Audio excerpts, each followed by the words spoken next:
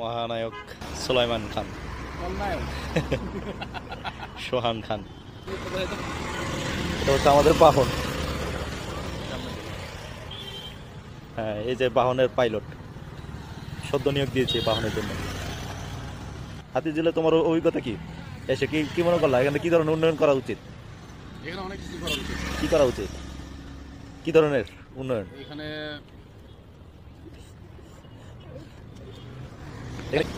হ্যাঁ, জাতি ভাবতেছে ভাবতেছে কি ঝালমুড়ির দোকান দিবে এখানে?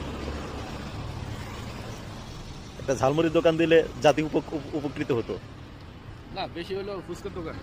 এখানে অলরেডি অনেক দোকান আছে, ওই যে দেখতে পাচ্ছেন এখানে রস মিষ্টি বিক্রি করছে যারা ধূমপান করে। আমরা করি না, হ্যাঁ, যারা করে আর কি, তাদের জন্য রস মিষ্টি। সকল শ্রেণীর লোকেই। আমাদের দুইজন হুজুর যাচ্ছেন এখান দিয়ে।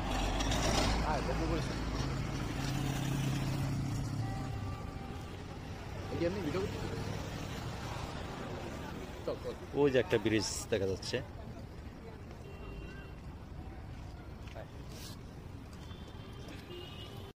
এখন আছি আমরা হাতিরঝিল ব্রিজে, 11:30 বাজে।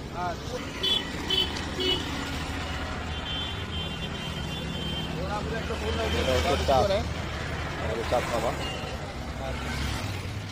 এখনো রাত, যদিও এখন একটু চাপটা একটু কম, যে কারণে দাঁড়িয়েছি। তো বিকেলবেলা মোটামুটি অনেক মানুষ হয় এখানে, এখন তেমন একটা নেই। ওই দেখতে পাচ্ছেন আশেপাশে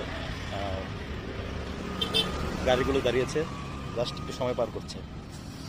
সোহান, কিছু বলবা? কিছু বলো, জাতির উদ্দেশ্যে একটা ভাষণ দাও। জাতির উদ্দেশ্যে আর কি বলবো? জাতি খুব ভালো আছে। জাতির ড্যাডি তো নাই এখন। না, এখন আমরাই আছি সৈনিক। আমরাই হলো আমরা দেশ পরিচালনা করবো ইনশাল্লাহ।